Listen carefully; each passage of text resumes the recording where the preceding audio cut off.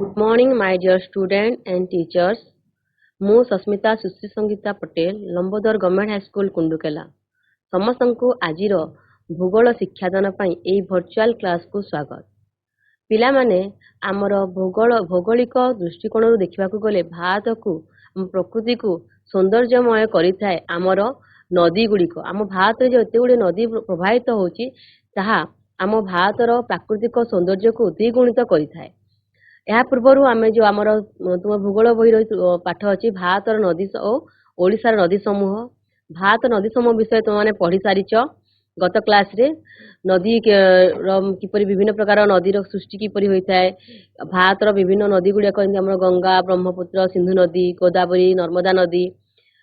ତାପରେ ତା ସହିତ ରହିଲା ଆମର ଯେଉଁ ୱାଟରଫଲ୍ ଗୁଡ଼ାକ ଯେଉଁ ସୁନ୍ଦର ମାନେ ଆମର ଆକର୍ଷଣର କେନ୍ଦ୍ରସ୍ଥଳୀ ଯେପରିକି ଧୂଆଁଧାର ଜଳପ୍ରପାତ, ଯାହାକି ଆମର ନର୍ମଦା ନଦୀ କୂଳରେ ନଦୀ ଶଯ୍ୟାରେ ଅବସ୍ଥିତ। ଏସବୁ ବିଷୟ ଆମେ ପଢ଼ି ସାରିଛୁ। ବର୍ତ୍ତମାନ ପିଲାମାନେ ଆମେ ଆଗକୁ ପଢ଼ିବା।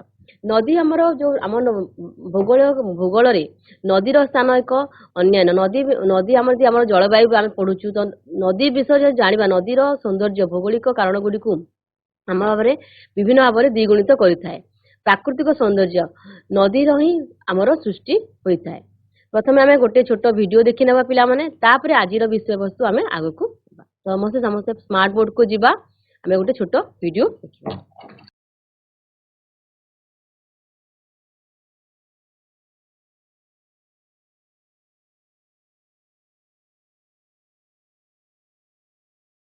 ପିଲାମାନେ ଆମେ ଯେଉଁ ଛୋଟ ଭିଡ଼ିଓଟି ଦେଖିଲେ ସେ ଭିଡ଼ିଓଟି ହେଉଛି ଆମର ଭାରତର ସ୍ୱର୍ଗ, ଯାହା ଜାମ୍ମୁ କାଶ୍ମୀରରେ ଥିବା ଏକ ସୁନ୍ଦର ହ୍ରଦ, ଯାହାକି ଏକ ପର୍ଯ୍ୟଟନ କେନ୍ଦ୍ରସ୍ଥଳୀ ରୂପରେ ମାନ୍ୟତା ପାଇଛି। ଆମେ ଦେଖିଲେ କିପରି କେତେ ଗୁଡ଼ିଏ ନୌକା, କେତେ ଗୁଡ଼ିଏ ବିଭିନ୍ନ ସଜ୍ଜିତ ହୋଇଥିବା ନୌକା ଗୁଡ଼ିକ ଅଛି, ଯାହାଥିରେ କି ପୁରା ଘର ପରି ସଜା ହେଇଛି ନୌକା ଗୁଡ଼ିକ, ସେପରି ଭାବରେ ରଖାଯାଉଛି। ସେଇଠି ହେଉଛି ଆମର ଡାଲ ହ୍ରଦ। ତ ଆଜିର ପିଲାମାନେ ଆଜିର ଆମର ଆଲୋଚନାର ବିଷୟ ଗୁଡ଼ିକ ହେଲା ଭାରତର ପ୍ରମୁଖ ହ୍ରଦ, ଯାହା ଗୁଡ଼ିକ ପର୍ଯ୍ୟଟନ କେନ୍ଦ୍ର ବା ସୁନ୍ଦର ଦେଖାଯାଏ ହ୍ରଦ ଗୁଡ଼ିକୁ ପଢ଼ିବା। ତା ସାଙ୍ଗେ ସାଙ୍ଗେ ପଢ଼ିବା ଅର୍ଥନୀତିରେ ନଦୀ ଗୁଡ଼ିକର ଭୂମିକା କ'ଣ, ନଦୀ ଗୁଡ଼ିକରୁ ଆମେ କିପରି ଅର୍ଥନୈତିକ ଲାଭ ପାଉଛୁ, ନଦୀ ପ୍ରଦୂଷଣର କାରଣ ଗୁଡ଼ିକ କ'ଣ, ତା ସହିତ ପଢ଼ିବା ଓଡ଼ିଶାର ନଦୀ ସମୂହ ଓ ହ୍ରଦ। ଏହା ହେଲା ଆମର ଆଜିର ଆଲୋଚନାର ବିଷୟ। ହ୍ରଦ। କେତେକ ହ୍ରଦ ସ୍ଥାୟୀ ଓ ଅର୍ଦ୍ଧଶୁଷ୍କ ଅଞ୍ଚଳରେ ଅନ୍ତଃସ୍ଥଳୀୟ ନଦୀ ଅଭାବ ଥିବା ହ୍ରଦରେ କେବଳ ବର୍ଷା ଦିନେ ପାଣି ରହି ସେ ହ୍ରଦ ଗୁଡ଼ିକ ସୃଷ୍ଟି ହୋଇଥାନ୍ତି। ହ୍ରଦ ସୃଷ୍ଟିରେ ମଧ୍ୟ ବିଭିନ୍ନ ପ୍ରକାର ହୋଇଥାଏ। କେତେବେଳେ ଆମର ବର୍ଷା ଜଳ ଦ୍ୱାରା ହ୍ରଦ ସୃଷ୍ଟି ହେଉଛି, କେତେବେଳେ ନଦୀରୁ ବାହାରି ଯାଇ ଜଳ ଅନ୍ୟ ଜାଗାରେ ଜମା ହୋଇ ହ୍ରଦ ସୃଷ୍ଟି କରୁଛି, ତ କେତେବେଳେ ହିମବାହ ଦ୍ୱାରା ମଧ୍ୟ ହ୍ରଦ ସୃଷ୍ଟି ହେଉଛି। ହ୍ରଦ ଗୁଡ଼ିକ ଆମେ ଦେଖିବାକୁ ଯିବା, ହ୍ରଦ ଗୁଡ଼ିକ ହିମବାହ ଦ୍ୱାରା ପ୍ରବାହିତ ଜଳ, ପବନର କାର୍ଯ୍ୟ ବା ମନୁଷ୍ୟ ଦ୍ୱାରା ମଧ୍ୟ ସୃଷ୍ଟି ହୋଇଥାଏ। ନଦୀର ବାଙ୍କ ଯୋଗୁଁ ମଧ୍ୟ ମୁଖ୍ୟ ନଦୀରୁ ଅଲଗା ହୋଇ ଅଶ୍ୱକ୍ଷୁରାକୃତି ହ୍ରଦ ସୃଷ୍ଟି ହୁଏ। ଏପରି ଏକ ଅଶ୍ୱକ୍ଷୁରାକୃତି ହ୍ରଦ, ଯାହାକି ଆମର ଅଂଶୁପା ଓଡ଼ିଶାରେ ଅବସ୍ଥିତ, ତାହା ଏକ ଅଶ୍ୱକ୍ଷୁରାକୃତି ହ୍ରଦ ଅଟେ। ତା ସହିତ ଆଉ କି ହ୍ରଦ ସୃଷ୍ଟି ହୁଏ ନା ବାଲୁକା ବନ୍ଧ। ଆମର ବାଲୁକା ବନ୍ଧ ଦ୍ୱାରା ମଧ୍ୟ ଆମର ହ୍ରଦ ସୃଷ୍ଟି ହୋଇଥାଏ। ଆଉ ଆମର ସମୁଦ୍ର ଜଳ ଠାରୁ ମଧ୍ୟ ଅଲଗା ହୋଇ ଉପହ୍ରଦ ଗୁଡ଼ିକ ମଧ୍ୟ ସୃଷ୍ଟି ହୁଏ। ଯଦି ଆମର ପ୍ରଶ୍ନ ଆସେ ହ୍ରଦ କି ଉପାୟରେ ସୃଷ୍ଟି ହୁଏ, ତାହେଲେ ଆମେ ଏସବୁ ଲେଖିପାରିବା। ହିମବାହ ଦ୍ୱାରା, ଜଳ ପ୍ରବାହିତ ଜଳ ଦ୍ୱାରା, ପବନ ଦ୍ୱାରା, ମନୁଷ୍ୟ ଦ୍ୱାରା, ନଦୀ ବାଙ୍କ ଯୋଗୁଁ ମୁଖ୍ୟ ନଦୀରୁ ଅଲଗା ହୋଇ ହ୍ରଦ ସୃଷ୍ଟି ହୁଏ। ଯଦି ମୁଖ୍ୟ ନଦୀରୁ ଅଲଗା ହେଇଥାଏ ଆମେ ଅଶ୍ୱକ୍ଷୁରାକୃତି ହ୍ରଦ ବୋଲି କହିଥାଉ। ବାଲୁକା ବନ୍ଧ ଦ୍ୱାରା ସୃଷ୍ଟି ହୁଏ। ସମୁଦ୍ର ଜଳ ଠାରୁ ଅଲଗା ହୋଇ ମଧ୍ୟ ଆମର ହ୍ରଦ ଉପହ୍ରଦ ସୃଷ୍ଟି ହୋଇଥାଏ।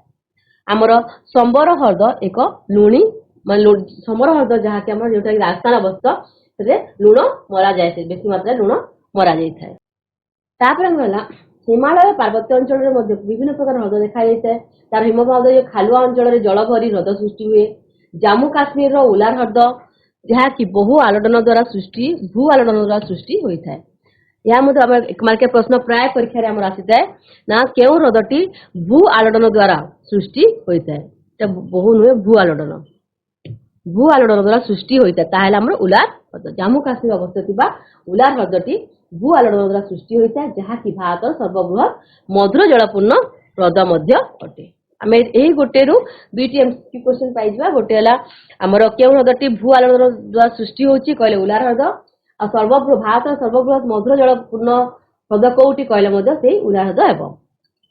नदी सज्जारे नदी बंध निर्माण करी जल विद्युत उत्पादन पई हृद सृष्टि करा जाय थाए। जल विद्युत उत्पादन पई हमर हृद सृष्टि करा जाय थाए आ नदी सज्जारे करा जाय थाए। जेपरि कि हमर अछि गोटे गुरु गोविंद सागर भाकरा नंगल नदी बंध योजना जहा कि सतलेज नदी रे अवस्थित बा सतलेज नदी सज्जारे अवस्थित हमर गुरु गोविंद सागर भाकरा नंगल नदी बंध योजना। या प्राय हमर यहाँ मध्ये एक मार्किया प्रश्न आसी थाए टिपि रख। तापर देखिबा आ अन्य केतेक हद जहा कि हमर विभिन्न अंचल देखाई था जे जम्मू काश्मीर उलार हृद विषय पढ़ला जहा कि भू आलोड़न द्वारा सृष्टि होची। तापर आसिला हमर डाल हृद जहा नैनीताल हृद दुई हम डाल हृद नैनीताल हमर उत्तराखंड रे अवस्थित। लोकटक हृद मणिपुर रे अवस्थित। बरापानी हृद हमर मेघालय रे अवस्थित। तापर हमर अन्य संबर हृद राजस्थान रे अवस्थित। अंशुपा चिलिका हमर ओडिसा रे अवस्थित। एपरि विभिन्न हृद गुड़िक अछि जहा कि हमर विभिन्न माने हमरे मध्ये आसी थाए। आ मुख्य हृद गुड़िक प्राय हमर पर्यटन केंद्र रूप रे बेसी मात्रा रे व्यवहार करा जाय थाए। तापर देखिबा जल हृद गुड़िक उपकार किपरि उपकार हम उपकार आसीछि। फास्ट हला से कोन करूछि ना जल प्रवाह नियंत्रण करूछि। जल प्रवाह नियंत्रण वृष्टि जल संरक्षण बा बन्या नियंत्रण पई मध्ये हृद गुड़िक काम आसी थाए। जल विद्युत शक्ति उत्पादन करा होछि पढिले हमें हमर गुरु गोविंद भाकरा नंगल रु हमर सेमती जल विद्युत करा जाउछि। जल सेचन पई मध्ये व्यवहार करा जाउछि। जलीय परिसंस्था सृष्टि करिया पई मध्ये हमर हृद गुड़िक उपकार आसुछि। ता संगे हमर आर्थिक विकास अनुसार पर्यटन विकास प्राकृतिक सौंदर्य वृद्धि करूछि। एला हमर हृद गुड़िक उपकारिता। अर्थनीति रे हमर नदी गुड़िक की भूमिका कोन एक ना मौलिक प्राकृतिक संबल भाव रे हमें नदी गुड़िक देइथाउ।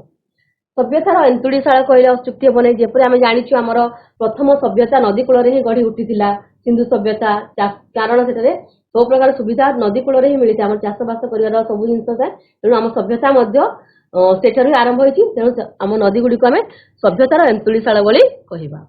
नदी गुड़ा आमे जोगो आमे जलसेचन द्वारा अत्यधिक मात्रा हमर कृषि कार्य उत्पादन माने क्षमता बढ़ुछि उत्पादन बढ़ुछि। ता से विद्युत शक्ति उत्पादन करूछु नदी रु। ता संगे जल क्रीड़ा मत्स्य चाषर भूमिका मध्य नदी गुड़िक माने मत्स्य जो चाष मत्स्य चाष को हम कृषि अंतर्भुक्त करा जायछि। तो मत्स्य चाष और विभिन्न शिल्पायन मध्य से नदी कूल रे ही सृष्टि होउछि। नदी जल प्रदूषण होउछि किपरि हमर जनसंख्या वृद्धि ता संगे हमर होउछि जो हमर एते अत्यधिक मात्रा शिल्पायन सृष्टि होइछि तार जो आवर्जन अलिया आवर्जन जाई नदी रे मिसवा द्वारा नदी जल प्रदूषण बेसी मात्रा रे देखा दउछि। तापर वर्तमान आमे पढिबा हम ओडिसा रो नदी।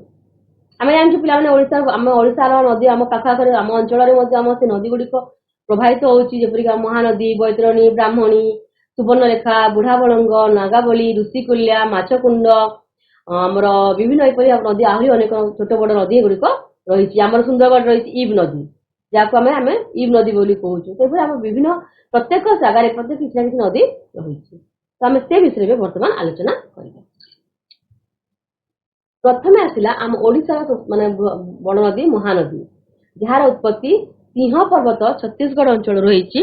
आमे शॉर्टकट कर दिया कि पॉइंट टू पॉइंट थिले तमे भी एमती पॉइंट करी रखिनियो जहा कि परीक्षा रे तुमको एमसीक्यू पढ़ले भी काम रे आसीबो आउ बड़ लॉन्ग क्वेश्चन पढ़ले मते काम रे आसीबो। सब जिंस को काई नदी रे आमे सब जिंस एमती भाबरे पैराग्राफ करी लेखिले मन रहनी ताको एमती पॉइंट टू पॉइंट कर देबा ताले ठीक रूप रे ता मन रहि जाय। तो हमर उत्पत्ति कोठी छि ना सिंह पर्वत छत्तीसगढ़ अंचल रो हेछि।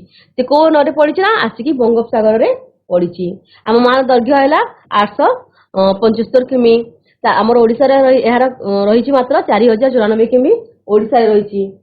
हिराकुद डैम जेब्रा बैरेज एही पर विभिन्न प्रकार नदी बंध योजना महानदी रे करा जाय छि।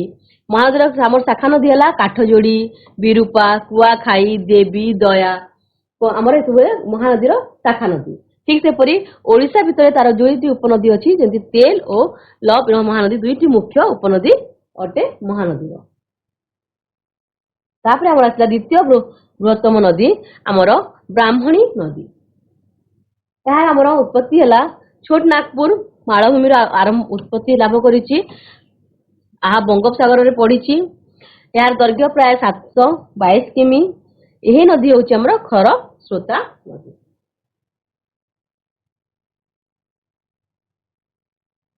याक ओडिशा द्वितीय बृहत्तम नदी मध्ये कही थाउ। तृतीय हमर सुवर्णरेखा नदी। यार उत्पत्ति से छोट नागपुर मालभूमि रही। प्रवेश पथ तार हमर पश्चिम बंग मध्य दे प्रवाहित होई बालेश्वर जिल्ला रे प्रवेश करी ओडिशा को आसी और यहाँ बंगोपसागर रे पड़ी। यार दैर्घ्य है 433 किमी।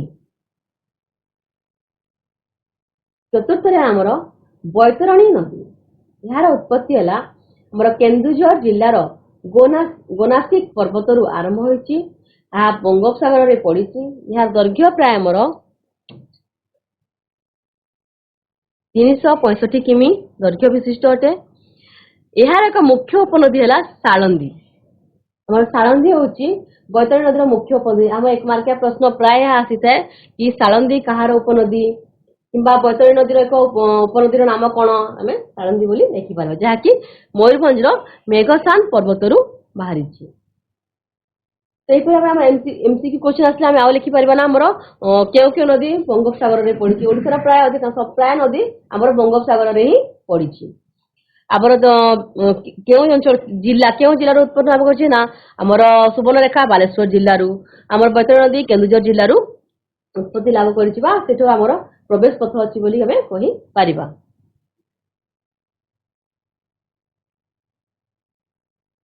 तृतीय आमर बुढ़ा बलंग नदी। पंचम नदी है बुढ़ा बलंग नदी जार कि आमर मयूरभंज जिलार सिमिलीपाल पहाड़ू बाहरी मयूरभंज और बालेश्वर दे बंगोपसागर रे पड़ी। सिमिलीपाल जो व्याघ्र प्रकल्प अच्छी से बुढ़ा बलंग नदी बाहरी और यह मयूरभंज और बालेश्वर जिला दे आमर बंगोपसागर रे पड़ी। यार दैर्घ्य प्राय आमर 175 किमी। आमर एक सुंदर जलप्रपात अच्छे जहाँ बरहई पानी जलप्रपात आम बुढ़ा बलंग नदी रे शଯ୍या अवस्थित। प्राय आम देखा सुंदर बरहई पानी जो जलप्रपात अच्छी वाटरफॉल अच्छी सुंदर देखाई थे। आमर आम प्रश्न आसले एक मार्किया प्रश्न आसी थाए बरहई पानी जलप्रपात केउ नदी शଯ୍या अवस्थित था बुढ़ा बलंग लिखिपर किंबा बुढ़ा बलंग नदी शଯ୍या केउ जलप्रपात अच्छी कहले आम बरहई पानी लिखिपर।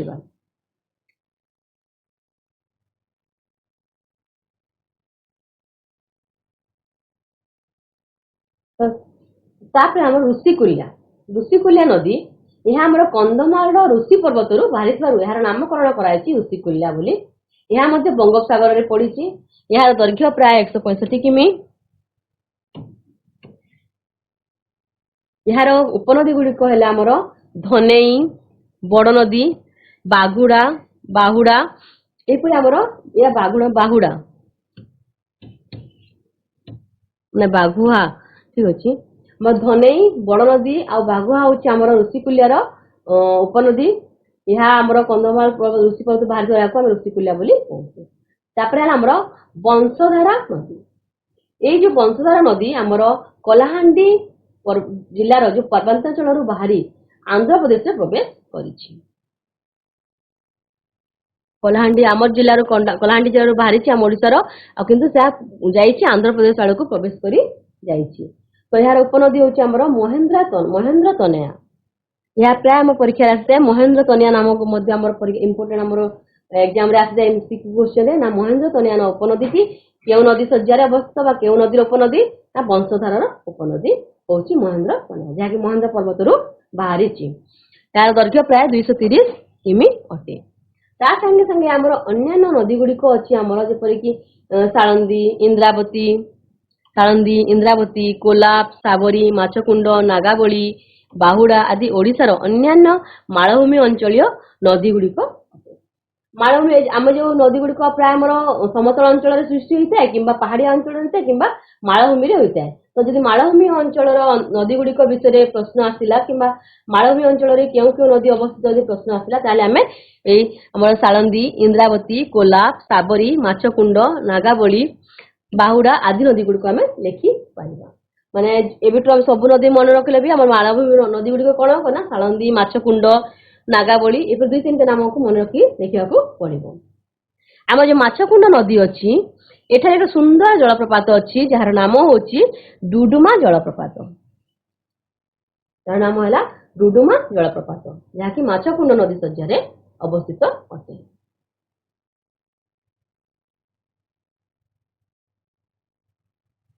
ଏହା ଥିଲା ଆମର ଓଡ଼ିଶାର ବିଭିନ୍ନ ମୁଖ୍ୟ ନଦୀ ଗୁଡ଼ିକ ବିଷୟରେ ପଢିଲେ ଆମେ।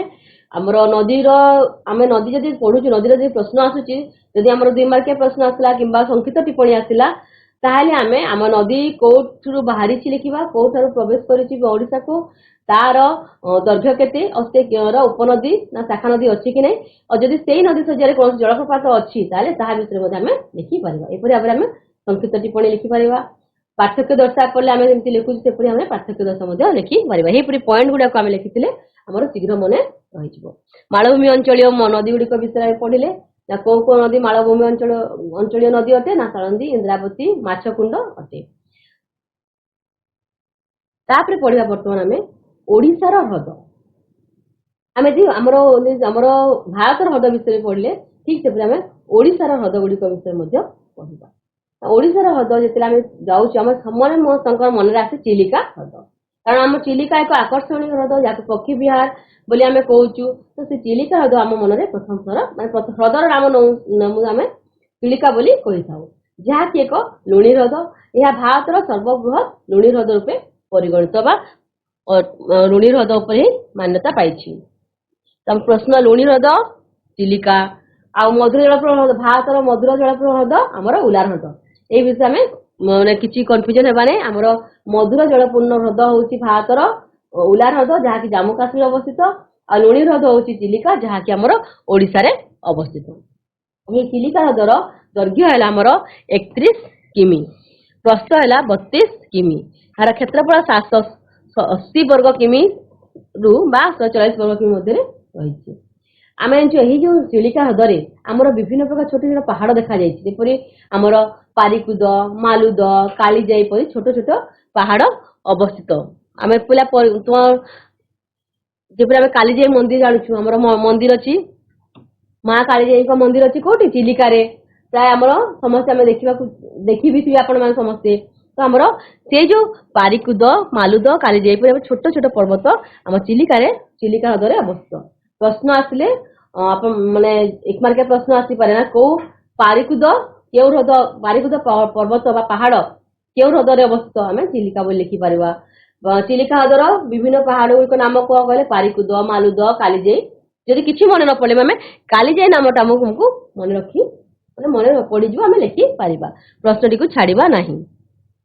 ଶୀତ ଋତୁରେ ଉତ୍ତର ମେରୁ ଅଞ୍ଚଳ, କାସ୍ପିଆନ ହ୍ରଦ, ଜାମ୍ମୁ ଓ କାଶ୍ମୀର ଅଞ୍ଚଳରୁ ବିଭିନ୍ନ ଜାତିର ପକ୍ଷୀ ଚିଲିକାକୁ ଆସିଥାନ୍ତି। ଆମେ ଦେଖିବାକୁ ପାଉଥିବା କିପରି କେତେ ଜାତିର ପକ୍ଷୀ ପ୍ରାୟ ଆମର ଚିଲିକା ହ୍ରଦକୁ ଆସିଥାନ୍ତି। କୋଉ ଆସନ୍ତି ନା ମେରୁ ଅଞ୍ଚଳରୁ ଆସିଥାନ୍ତି, ଉତ୍ତର ମେରୁ ଅଞ୍ଚଳରୁ। କାସ୍ପିଆନ ହ୍ରଦ ଏକ ଏତେ ବୃହତ ହ୍ରଦ ଯାହାକୁ ଆମେ ସାଗର ବୋଲି ବି କହିଥାଉ। ତା ସାଙ୍ଗେ ହେଲା ଆମର ଜାମ୍ମୁ ଓ କାଶ୍ମୀରରେ ଥିବା ବିଭିନ୍ନ ଅଞ୍ଚଳରୁ ଆମର ପକ୍ଷୀ ଗୁଡିକ ଚିଲିକାକୁ ଆସିଥାନ୍ତି। ସେଥିପାଇଁ ଆମେ ଶୀତ ଋତୁରେ ଚିଲିକାକୁ ପକ୍ଷୀ ବିହାର ବୋଲି କୁହାଯାଇଛି। ଆଉ ଶୀତ ଋତୁରେ ଏଠାରେ ଆମେ ବିଭିନ୍ନ ପ୍ରକାରର ପକ୍ଷୀ ଆମେ ଦେଖିବାକୁ ପାଇଥାଉ। ଏହା ବହୁତ ସୁନ୍ଦର ଓ ମନୋରମ ମଧ୍ୟ ଦେଖାଯାଏ।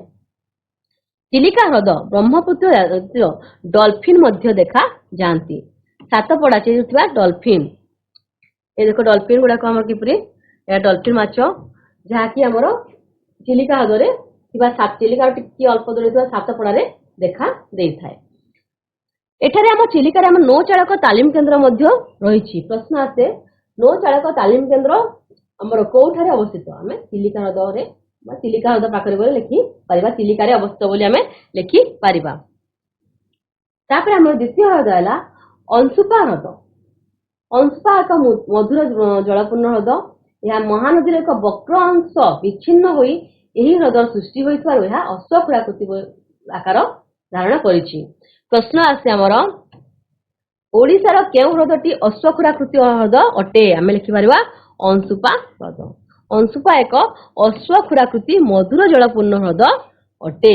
ଏହା କେଉଁଠାରେ ଅଛି, ନା କଟକ ଜିଲ୍ଲାରେ ଅବସ୍ଥିତ। ଏହା କେଉଁ ନଦୀରୁ ବିଚ୍ଛିନ୍ନ ହୋଇଛି, ନା ମହାନଦୀର ଏକ ବକ୍ର ଅଂଶ। ମହାନଦୀର ଏକ ବକ୍ର ଅଂଶରୁ ବିଚ୍ଛିନ୍ନ ହୋଇ ଏହି ହ୍ରଦର ସୃଷ୍ଟି ହୋଇଥିବାରୁ ଏହା ଅଶ୍ୱକ୍ଷୁରାକୃତି ଅଟେ, ଆଉ ଏହା ମଧୁର ମଧ୍ୟ ଅଟେ। ଏହା ଦୈର୍ଘ୍ୟ ଆମର 5 କିମି, प्रस्थ 2 किमी आ एहार पश्चिम रे हमर माने आमे चिलिकार ह्रद विषय पढ़िबा चिलिकार ह्रद रे भी पहाड़ छोट छोट पहाड़ पड़िले पारिकुद मालुद ठीक से परी अंशुपार मध्य दुईटी ह्रद अछि पश्चिम रे अछि हमर सारंडा सारंडा पहाड़ और पूर्व रे अछि हमर कुंजर पहाड़ जहाँकि ए ह्रद शोभा को आउरी द्विगुणित करूछि तो पिला मन रखिबे पश्चिम रे हमर सारंडा पहाड़ आ पूर्व रे हमर कुंजर पहाड़ अछि या मध्य गत थर परीक्षा रे आसीतला बोधे सारंडा पहाड़ केउ ह्रदर अवस्थित बोली ठीक से परी एथर मध्य आमे आशा करिबा एपरि भाबे छोट छोट जिंस को आमे छाड़ीबा नाही मने रखिबा तापर हमर तृतीय ह्रद हला पाट ह्रद होची हमर गंजाम जिल्लार छत्रपुर रु बाहरीची जहा दैर्घ्य हला 4 किमी प्रस्थ हला 1.2 किमी ए पाट ह्रद मध्य हमर एक मधुर जलपूर्ण ह्रद अटे हम देखिबा बेटी बेसी बड़ ह्रद नुहे छोटिया ह्रदटीए किंतु तार चारिपटे सुंदर नील रंग मान सबुज रंगर जंगल रही ता मध्य गोटे सुंदर ह्रद सृष्टि होती आमर पाट ह्रद जहाँकि गंजाम जिले में आमर अवस्थित तो यह आमर विभिन्न प्रकार ह्रद जहाँकि आम ओडिशार प्राकृतिक सौंदर्य को द्विगुणित करुच्ची तार नदी विषय पढ़िले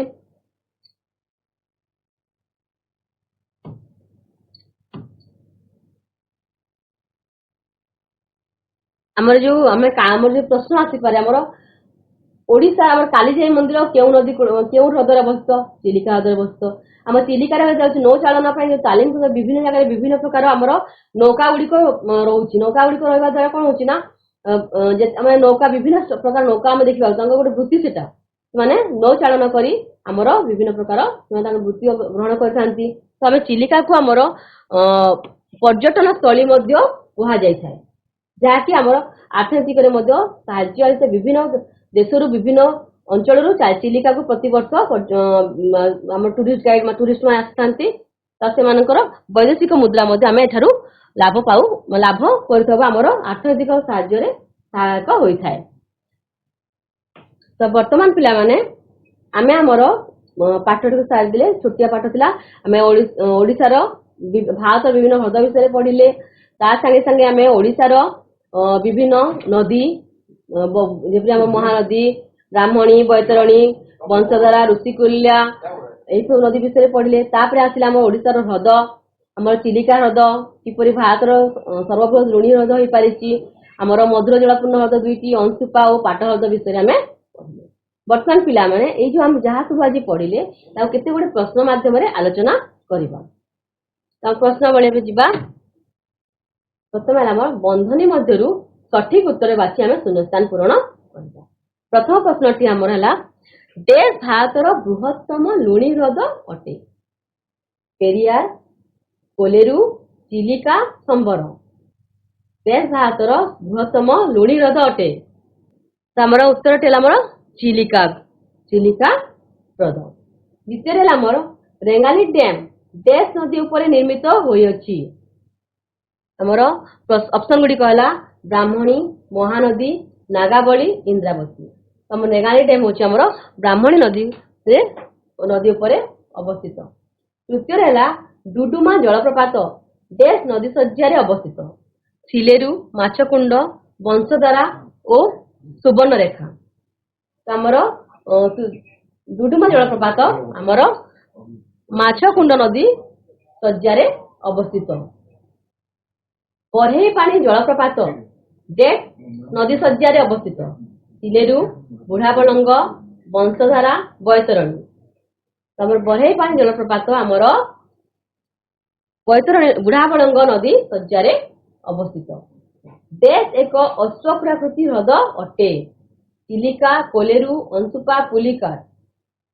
हमर अंशुपा होची एक अश्वप्राकृति ह्रद जहाँकि महानदी विच्छिन्न हो एक वक्र अंश सृष्टि होईची जहाँको आमे अंशुपा ह्रद बोली कहूछु तेणु यार आकार एक अश्वप्राकृति ह्रद रूपे अटे आम नेक्स्ट क्वेश्चन हला देश ह्रदटी भू आरोडन द्वारा सृष्टि होईची संबर पुलिकाट नैनीताल उलार उत्तरटी हला हमर उलार ह्रदटी हमर भू आरोडन द्वारा सृष्टि होईची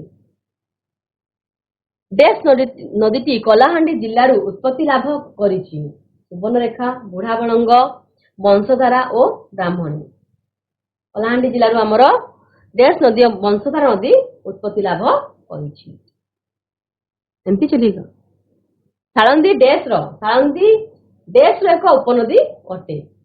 ବ୍ରାହ୍ମଣୀ ନଦୀର, ବୈତରଣୀ ନଦୀର, ବଂଶଧାରାର, ଋଷିକୁଲ୍ୟାର। ସାଳନ୍ଦୀ ହେଉଛି ଆମର ବୈତରଣୀ ନଦୀର ଏକ ମୁଖ୍ୟ ଉପନଦୀ ଅଟେ, ଯାହାକି ଆମର ଏକ ମାନେ ମାଳଭୂମି ଅଞ୍ଚଳୀୟ ନଦୀ ମଧ୍ୟ ଅଟେ। ଓଡ଼ିଶାର ସବୁଠାରୁ ବଡ଼ ନଦୀ ଡେସ୍ ଅଟେ। ମହାନଦୀ, ବଂଶଧାରା, ବୁଢାବଳଙ୍ଗ, ବାହୁଡା। ମହାନଦୀ ହେଉଛି ଆମ ଓଡ଼ିଶାର ସବୁଠାରୁ ବଡ଼ ନଦୀ। ଦ୍ୱିତୀୟରେ ହେଲା ଆମର ବ୍ରାହ୍ମଣୀ ନଦୀ। ନେକ୍ସଟ କ୍ୱେଶ୍ଚନ ହେଲା ମା କାଳିଜାଇଙ୍କ ମନ୍ଦିର ଡେସ୍ ହ୍ରଦରେ ଅବସ୍ଥିତ। ଅଂଶୁପା, ପାଟ, ଡାଲ, ଚିଲିକା। ଆମର ମା କାଳିଜାଇଙ୍କ ମନ୍ଦିର ଚିଲିକା ହ୍ରଦରେ ଅବସ୍ଥିତ। ତାପରେ ଆମେ ସମ୍ମିଳନ କରିବା। କ ସ୍ତମ୍ଭରେ ଆମର ରହିଛି କେତେ ଗୁଡ଼ିଏ ହ୍ରଦର ନାମ ରହିଛି। ଖ ସ୍ତମ୍ଭରେ ତାର ରାଜ୍ୟର ନାମ ରହିଛି। ଯୋଉ ରାଜ୍ୟରେ ଅବସ୍ଥିତ ସେଇ ରାଜ୍ୟର ନାମ ରହିଛି। ତ ହ୍ରଦ ସହିତ ଆମେ ରାଜ୍ୟକୁ କିପରି ଭାବରେ ମାନେ ମିଳନ କରିବା। ପ୍ରଥମେ ରହିଲା ଆମର ନୈନିତାଲ। ନୈନିତାଲ ହ୍ରଦ ଆମର କୋଉ ରାଜ୍ୟରେ ଅବସ୍ଥିତ ନା ଉତ୍ତରାଖଣ୍ଡ ରାଜ୍ୟରେ ଅବସ୍ଥିତ। ଲୋକଟକ ହ୍ରଦ ଆମର ମଣିପୁର ରାଜ୍ୟରେ ଅବସ୍ଥିତ। ବରାପାଣି ଆମର ମେଘାଳୟ ଅଞ୍ଚଳରେ ମେଘାଳୟ ରାଜ୍ୟରେ ଅବସ୍ଥିତ। ଅଂଶୁପା ହେଉଛି ଆମ ଓଡ଼ିଶାର ଏକ ମଧୁର ଜଳାପୂର୍ଣ୍ଣ ହ୍ରଦ। ତାପରେ ଆମର ସମ୍ବର ହ୍ରଦ ରାଜସ୍ଥାନର ଏକ ମଧୁର ଜଳାପୂର୍ଣ୍ଣ ହ୍ରଦ ଅଟେ। ତାପରେ ଠିକ ଉକ୍ତି ପାଇଁ ଠିକ ଓ ଭୁଲ ଉକ୍ତି ପାଇଁ ଆମେ ଭୁଲ ଚିହ୍ନ ଦେବା। ଅଂଶୁପା ଏକ ମଧୁର ଜଳପୂର୍ଣ୍ଣ ହ୍ରଦ ଅଟେ। ଠିକ କି ଭୁଲ? ଏହା ହେଉଛି ଆମର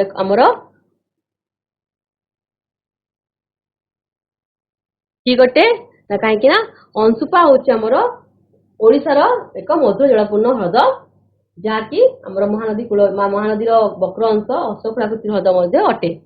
ହୀରାକୁଦ ନଦୀବନ୍ଧ ଯୋଜନା ବ୍ରାହ୍ମଣୀ ନଦୀ ଶଯ୍ୟାରେ ଅବସ୍ଥିତ। ଏହା ହେଉଛି ଆମର ଭୁଲ ଉତ୍ତର। କୋଉଠାରେ ଅବସ୍ଥିତ ନା ହୀରାକୁଦ ନଦୀବନ୍ଧ ଯୋଜନା ଆମର ମହାନଦୀ ଶଯ୍ୟାରେ ଅବସ୍ଥିତ। ଆମର ମହାନଦୀ ଶଯ୍ୟାରେ ହୀରାକୁଦ ନଦୀବନ୍ଧ ଯୋଜନା ଅବସ୍ଥିତ ହୋଇଛି। ଏହା ହେଉଛି ଭୁଲ। ତୃତୀୟ ପ୍ରଶ୍ନ ହେଲା ପୁଲିକାଟ ହ୍ରଦଟି ଭୂ ଆଲୋଡ଼ନ ଦ୍ୱାରା ସୃଷ୍ଟି ହୋଇଛି। ଏହା ହେଉଛି ଭୁଲ, କାରଣ ଆମର ପୁଲିକାଟ ଏକ ଉପହ୍ରଦ ଅଟେ, ହ୍ରଦ ନୁହେଁ। କିନ୍ତୁ ଭୂ ଆଲୋଡ଼ନ ଦ୍ୱାରା ଆମର ଉଲାର ହ୍ରଦର ସୃଷ୍ଟି ହୋଇଛି। ଉଲାର ହ୍ରଦଟି ଆମର ଭୂ ଆଲୋଡ଼ନ ଦ୍ୱାରା ସୃଷ୍ଟି ହୋଇଛି। ଚତୁର୍ଥ ହେଲା ସାଳନ୍ଦୀ ବୈତରଣୀ ନଦୀର ଏକ ଉପନଦୀ ଅଟେ। ଏହା ଠିକ ଉତ୍ତର। ପଞ୍ଚମରେ ହେଲା ମହେନ୍ଦ୍ର ତନୟା ଋଷିକୁଲ୍ୟା ନଦୀର ଏକ ଉପନଦୀ ଅଟେ। ଏହା ହେଉଛି ଭୁଲ। ଏହା ଥିଲା ପ୍ରଶ୍ନାବଳୀ। ତାପରେ ଆମେ ବର୍ତ୍ତମାନ କିଛି ଗୃହ କାର୍ଯ୍ୟ ଲେଖିନେବା। ଭାରତର ଏକ ରେଖାଙ୍କିତ ମାନଚିତ୍ର ଅଙ୍କନ କରି ତହିଁରେ ଆମେ ଚିଲିକା, ସମ୍ବର, ଉଲାର, ପୁଲିକଟ, କୋଲେରୁ ଆଦି ହ୍ରଦ ଗୁଡ଼ିକୁ ଦର୍ଶାଇବ। ଆଉ ତମର ଭୂଗୋଳ ଶିକ୍ଷକ ଯିଏ ଥିବେ ତାଙ୍କୁ ତମେ ଦେଖି ଖାତା କରେକ୍ସନ କରେଇ ନେବ।